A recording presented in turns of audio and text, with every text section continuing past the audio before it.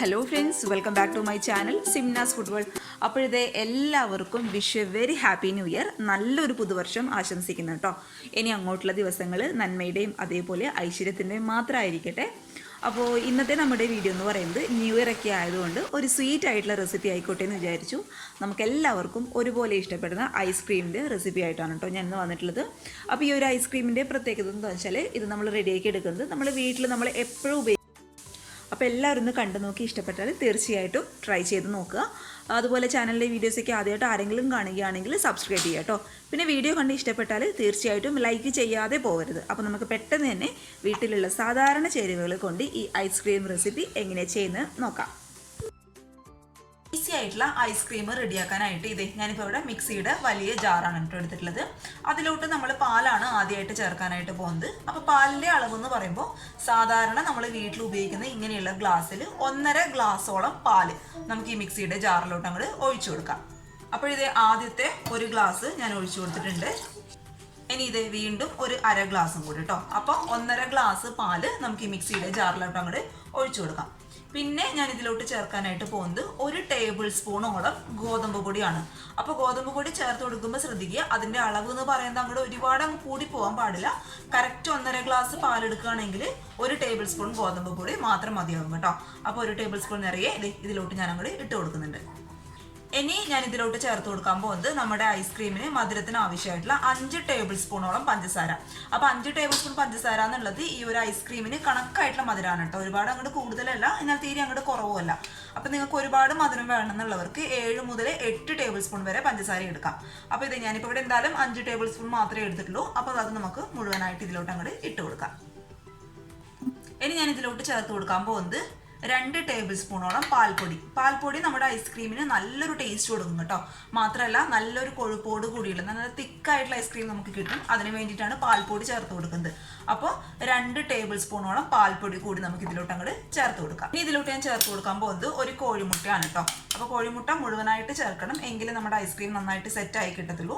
അപ്പോൾ കോഴിമുട്ട ചേർക്കുമ്പോൾ പലരുടെയും മനസ്സിലുണ്ടാവുന്ന ഒരു സംശയമായിരിക്കും, കോഴിമുട്ടയുടെ ആ ഒരു മഞ്ഞയുടെ ഫ്ലേവർ എടുത്ത് ഐസ്ക്രീമിൽ നിൽക്കത്തില്ല എന്ന് കേട്ടോ. അങ്ങനെ ഒരു പ്രശ്നമേ ഇതിനില്ല. നിങ്ങൾ ഒരു തവണ ഉണ്ടാക്കി നോക്കൂ കേട്ടോ. ഈ മഞ്ഞയും കോഴിമുട്ട മുഴുവനായിട്ട് ചേർത്ത ആ ഒരു കാരണം കൊണ്ട് ഇത് ഉണ്ടാക്കാതിരിക്കരുത്. ഒരിക്കലും അതിൻ്റെ ഒരു ഫ്ലേവർ എന്ന് പറയുന്നത് മുന്നിട്ട് നിൽക്കില്ല കേട്ടോ. അത് ഞാൻ ഗ്യാരണ്ടി തരാം നിങ്ങൾക്ക്.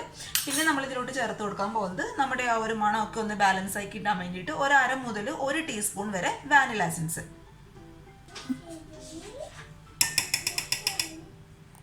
പിന്നെ അവസാനമായിട്ട് ഇതിലോട്ട് ചേർത്ത് കൊടുക്കാൻ പോകുന്നത് ഒരു 1/4 ടീസ്പൂണോളം നെയ്യാണ് കേട്ടോ, അതായത് ഗീ ആണ്. അപ്പോൾ നെയ്യ് എന്തിനാ ചേർത്ത് കൊടുക്കുന്നത് വെച്ചാൽ നമ്മുടെ ഐസ്ക്രീമിന് നല്ലൊരു ഫ്ലേവർ കൊടുക്കാൻ വേണ്ടിയിട്ടാണ് നെയ്യ് ചേർത്ത് കൊടുക്കുന്നത്. പക്ഷെ നെയ്യ് ചേർത്ത് കൊടുക്കുമ്പോൾ ശ്രദ്ധിക്കുക, അതിൻ്റെ അളവ് എന്ന് പറയുന്നത് ഒരിക്കലും 1/4 ടീസ്പൂണിൽ കൂടി പോകാനായിട്ട് പാടില്ല കേട്ടോ. കൂടിപ്പോയി കഴിഞ്ഞാൽ നമ്മുടെ ഐസ്ക്രീം ആകെ മൊത്തം ഫ്ലോപ്പ് ആകും. അതുകൊണ്ട് 1/4 ടീസ്പൂണോളം മാത്രം ചേർത്ത് കൊടുത്താൽ മതി. ഇനി ഇതെല്ലാം കൂടി നമുക്ക് മിക്സിയുടെ ജാറിലിട്ട് നന്നായിട്ടൊന്ന് അടിച്ചെടുക്കാം. മിക്സിയുടെ ജാറിലിട്ട് ഞാൻ നന്നായിട്ട് അടിച്ചെടുത്തിട്ടുണ്ട്. കൂടാതെ സ്റ്റൗവിൽ ഞാനൊരു പാൻ വെച്ച് കൊടുത്തിട്ടുണ്ട് കേട്ടോ. ആ പാന് അത്യാവശ്യം നന്നായിട്ട് ചൂടാവുന്ന സമയത്ത് നമ്മൾ അടിച്ചെടുത്ത ഈ ഒരു പാലിൻ്റെ മിക്സ് കംപ്ലീറ്റ് ആയിട്ട് നമുക്ക് ഈ ഒരു പാനിലോട്ട് അങ്ങോട്ട് ഒഴിച്ചു കൊടുക്കാം. ഇനി ഇത് കൈവിടാതെ അടിയിലൊന്നും പിടിക്കാതെ നന്നായിട്ട് അങ്ങ് കുറുകി വരുന്നവരെ ഒന്ന് ഇളക്കിയെടുക്കുക കേട്ടോ. ഒരുപാട് ഹൈ ഫ്ലെയിമിൽ വെച്ചെന്ന് കഴിഞ്ഞാൽ പാല് പെട്ടെന്ന് അടിയിൽ പിടിക്കുകയും ചെയ്യും, കട്ട പിടിക്കാനുള്ള ചാൻസും ഉണ്ട്. കൂടാതെ നമ്മൾ ചേർത്ത് കൊടുത്ത ആ ഒരു ഗോതമ്പ് പൊടിയുടെ പച്ച സ്മെല്ലൊന്നും മാറിക്കിട്ടാനായിട്ട് ബുദ്ധിമുട്ടായിരിക്കും. അതുകൊണ്ട് ലോ ടു മീഡിയം ഫ്ലെയിമിൽ വെച്ചിട്ട് പതുക്കെ ഒന്ന് കുറുക്കിയെടുക്കുക കേട്ടോ. പതുക്കെ കുറുക്കിയെടുത്താൽ മാത്രമേ നമുക്ക് നല്ല ക്രീമി ആയിട്ടുള്ള ഐസ്ക്രീം കിട്ടത്തുള്ളൂ. അപ്പോൾ അതൊക്കെ ലോ ടു മീഡിയം ഫ്ലെയിമിൽ വെച്ചിട്ട് സാവധാനം കുറുക്കിയെടുക്കുക. പിന്നെ ഈ ഒരു സമയത്ത് തന്നെ നിങ്ങൾ ഇതിൻ്റെ ആ ഒരു പാലിൻ്റെ സ്മെല്ലൊന്ന് നോക്കുക കേട്ടോ. ഞാനിപ്പോൾ നോക്കിയ സമയത്ത് ഒട്ടും മുട്ടയുടെ ആ ഒരു ഫ്ലേവർ ഇല്ല. പകരം മുന്നിട്ട് നിൽക്കുന്നത് വാനില എസൻസിൻ്റെയും അതുപോലെ നമ്മൾ ചേർത്ത് കൊടുത്ത പാൽപ്പൊടിയുടെയും ആ ഒരു ഫ്ലേവറാണ് മുന്നിട്ട് നിൽക്കുന്നത്. അപ്പോൾ നിങ്ങളൊരു തവണ ട്രൈ ചെയ്ത് നോക്കൂ കേട്ടോ. അപ്പോഴാണ് കറക്റ്റായിട്ട് നിങ്ങൾക്ക് മനസ്സിലാവത്തുള്ളൂ.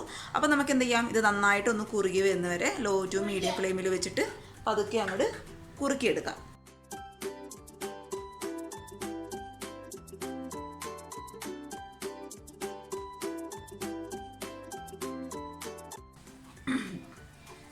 ഇത് നമ്മൾ ഒഴിച്ചു കൊടുത്ത പാലൊക്കെ കുറുകി അത്യാവശ്യം ഈ ഒരു പരുവായിട്ടുണ്ട്. ഒരുപാട് അങ്ങ് കുറുകാനായിട്ട് കാത്തു നിൽക്കരുത് കേട്ടോ.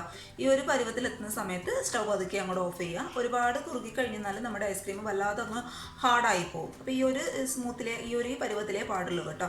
നല്ല സ്മൂത്ത് ആയിരിക്കണം എന്ന് വെച്ചിട്ട് ഒരുപാട് അങ്ങ് കട്ടയായിട്ട് കെട്ടാനായിട്ട് പാടില്ല. അപ്പോൾ നമുക്ക് എന്ത് ചെയ്യാം, ഈ ഒരു പരുവത്തുന്ന സമയത്ത് നമുക്ക് സ്റ്റൗ പതുക്കെ അങ്ങോട്ട് ഓഫ് ചെയ്ത് ചൂടാറാനായിട്ട് അങ്ങോട്ട് മാറ്റി വയ്ക്കാം.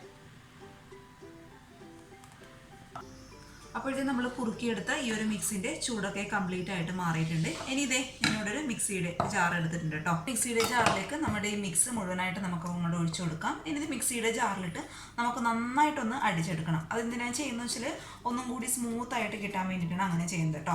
അപ്പോൾ നല്ല ക്രീമി ആയിട്ടുള്ള ഐസ്ക്രീം നമുക്ക് കിട്ടും. അപ്പോൾ ഇത് മുഴുവനായിട്ട് നമുക്ക് ഈ ഒരു മിക്സിയുടെ ജാറിലിട്ടിട്ട് നന്നായിട്ടൊന്ന് അടിച്ചെടുക്കാം.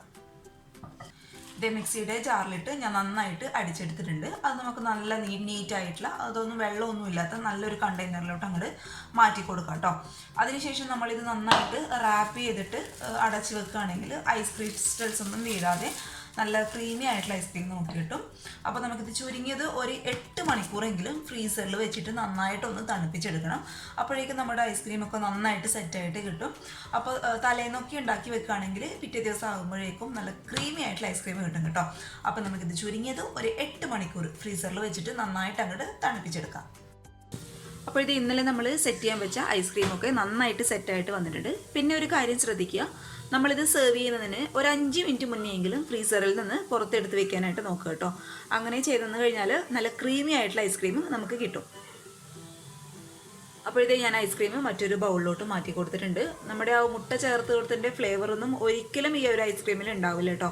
മുട്ട നമ്മൾ എന്തിനാണ് ചേർക്കുന്നത് വെച്ചാൽ നല്ല ക്രീമി ആയിട്ടുള്ള ഐസ്ക്രീം കിട്ടാൻ വേണ്ടിയിട്ടാണ്. അപ്പോൾ മുട്ട ചേർക്കുന്നത് കണ്ട് ഒരിക്കലും ആരും ഇത് തയ്യാറാക്കി നോക്കാതിരിക്കരുത്. എല്ലാവർക്കും ഇഷ്ടപ്പെടുന്ന നല്ലൊരു റെസിപ്പിയാണ് കേട്ടോ ഇത്. അപ്പോൾ ഈ ഒരു പുതുവർഷത്തിൽ എല്ലാവരും ഒന്ന് ട്രൈ ചെയ്ത് നോക്കുക. ട്രൈ ചെയ്ത് നോക്കിയിട്ട് അഭിപ്രായങ്ങളൊക്കെ അറിയിക്കുക. പിന്നെ ഈ ഒരു ഐസ്ക്രീം റെസിപ്പി ഇഷ്ടപ്പെട്ടാൽ വീഡിയോ ഇത് ഇപ്പം തന്നെ കാണുന്ന ലൈക്ക് ബട്ടണിൽ ഒന്ന് പ്രസ് ചെയ്തേക്കാം കേട്ടോ. പിന്നെ എപ്പോഴും പറയുന്ന പോലെ ചാനലിലെ വീഡിയോസൊക്കെ ആദ്യമായിട്ട് ആരെങ്കിലും കാണുകയാണെങ്കിൽ സബ്സ്ക്രൈബ് ചെയ്യുക. അപ്പോൾ ഒരിക്കൽ കൂടി എല്ലാവർക്കും wish a very happy new year, നല്ലൊരു പുതുവർഷം ആശംസിക്കുന്നു. അപ്പോൾ നാളെ ഒരു നല്ല വീഡിയോ ആയിട്ട് കാണും വരെ thank you for watching Simnas food world. By.